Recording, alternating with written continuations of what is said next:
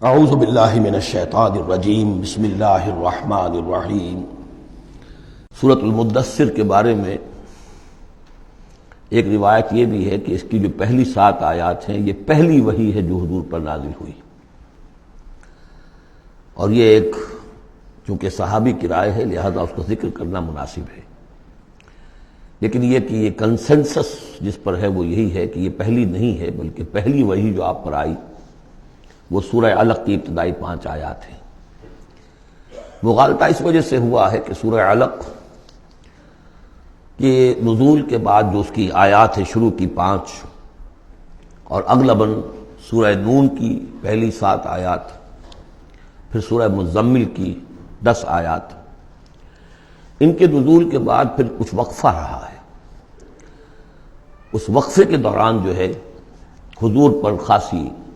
طبیعت کے اندر بے چینی کی کیفیت طاری رہی۔ آپ چاہتے تھے کہ جلد از جلد یہ قرآن نازل ہو، لیکن اللہ تعالیٰ کی اپنی ایک مشیت تھی، اپنی حکمت کے تحت اس نے اس کا نظام بنایا تھا۔ اسی دوران میں اللہ تعالیٰ نے حضرت اسرافیل کو حضور کی تعلیم پر مامور کر دیا تھا، یعنی تعلیم جو ہے حضور کی وہ دنیاوی طریقے سے نہیں ہوئی کہ کسی کے سامنے زانو تلمس طے کیا ہو، الف باتا سیکھا ہو اور پھر اس کے بعد کتابیں پڑھی ہو، نہیں، اس اعتبار سے آپ امی محض تھے،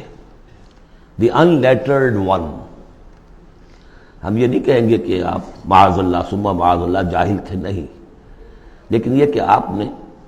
اس طریقے سے تعلیم حاصل نہیں کی تھی جیسے کہ دنیا میں ہوتی ہے، لیکن یہ کہ شوق جو قرآن مجید کا آپ کو تھا اس کی وجہ سے آپ کو جلدی، اور جب یہ وقفہ ہوتا تھا تو بہت شاق گزرتا تھا، اور تعلیم اس دوران میں ہو رہی ہے حضرت اسرافیل کے ذریعے۔ پھر وہ واقعہ پیش آیا جو پہلے بھی میں آپ کو بتا چکا ہوں کہ حضور فرماتے ہیں کہ اپنی اسی شش و پنج میں جبکہ مجھ پر صدمے کی کیفیت تھی، میں ایک روز غار حرا سے نیچے اتر رہا تھا کہ آواز آئی یا محمد۔ میں نے ادھر ادھر دیکھا، دائیں بائیں پیچھے سامنے کوئی نظر نہیں آیا، تو کچھ خوف سا طاری ہوا طبیعت پر، بربنائے طبع بشری۔ تھوڑی دیر چند قدم آگے گیا، پھر یا محمد، پھر وہی کیفیت ہوئی میرے ساتھ۔ اب زیادہ تشویش لاحق ہو گئی، کوئی نظر نہیں آ رہا، پکار رہا ہے کوئی۔ تیسری مرتبہ یا محمد کہا تو اچانک آپ کی نگاہ اٹھی تو حضرت جبرائیل، وہی فرشتہ کہ جو غار حرا میں آیا تھا، اس کو آپ نے دیکھا کہ وہ پورے افق پر اس طریقے سے ہے کہ پورا افق اس سے بھر گیا ہے، اصل ملک کی صورت میں دیکھا۔ غار حرا میں کس کیفیت میں آیا تھا یہ بعد میں آپ کو بتاؤں گا، لیکن یہ کہ وہ مشابہت تو ایسی تھی کہ حضور نے پہچان لیا کہ یہ وہی فرشتہ ہے جو غار حرا میں آیا تھا، لیکن یہ کہ شکل یہ بالکل مختلف، یہ اصل ملک کی شکل تھی جس کو دیکھا ہے آپ نے ان آنکھوں سے۔ تو اس پر آپ پر دہشت طاری ہوئی ہے، اور آپ گھر آئے ہیں اور آپ پر کپ کپ اسی طاری تھی جیسے پہلی وحی کے وقت ہوئی تھی کیفیت، وہی اس کے بعد بھی ہوئی ہے۔ پھر یہ سورہ مدثر کی یہ 7 آیات آپ پر نازل ہوئی ہے۔ تو اس حوالے سے یہ پہلی وحی ہے، لیکن پہلی وحی ہے پہلی فترت کے بعد، پہلا وقفہ جو ہوا وحی کے اندر، اس کے بعد پہلی وحی ہے۔ اور اس سے جیسا کہ میں آپ کو بتا چکا ہوں آغاز ہوتا ہے حضور کی رسالت کا،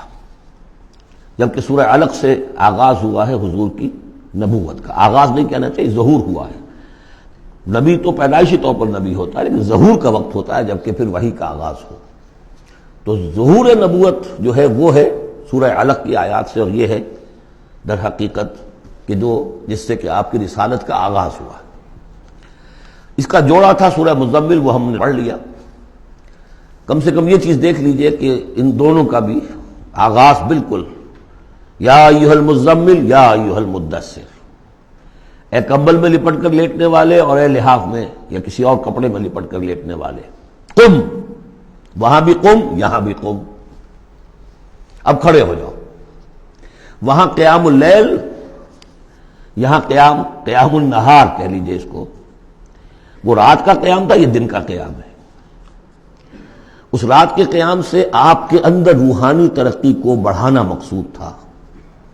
تاکہ جو بھاری بوجھ آپ کے کندھوں پر یہ سورہ مدثر کی آیات کے حوالے سے آنے والا ہے، اگرچہ آپ معراج انسانیت میں پہلے سے فائز تھے، وَإِنَّكَ لَعَلَىٰ خُلُقٍ عَظِيمٍ، یہ تو ہم سورہ نون میں پڑھ چکے ہیں، لیکن یہ کہ اس بوجھ کو اٹھانے کے لیے عام انسانی اخلاق سے بھی بلندتر روحانی طاقت کی ضرورت تھی، اور وہ اسی طریقے سے پیدا ہو سکتی تھی کہ یہ قرآن مجید کو آپ خوب کوٹ کوٹ کر اپنے اندر اس کو داخل کیجئے، جذب کیجئے۔ رتل القرآن ترتیلا، ہیمر اٹ ڈاؤن۔ حالانکہ کتنا قرآن اس تک نازل ہوا تھا، مطلب repeat repeat and repeat and repeat, جیسے آپ زور زور سے کسی چیز کو ہیمر کرنے کے لیے ٹھوک رہے ہیں تو اس کو ہیمر کرتے ہیں۔ تو میں تو یہی لفظ استعمال کرتا ہوں، قرآن کو hammer it down into your heart, آپ کے دل میں، آپ کے پورے وجود میں یہ سرات کر جائے،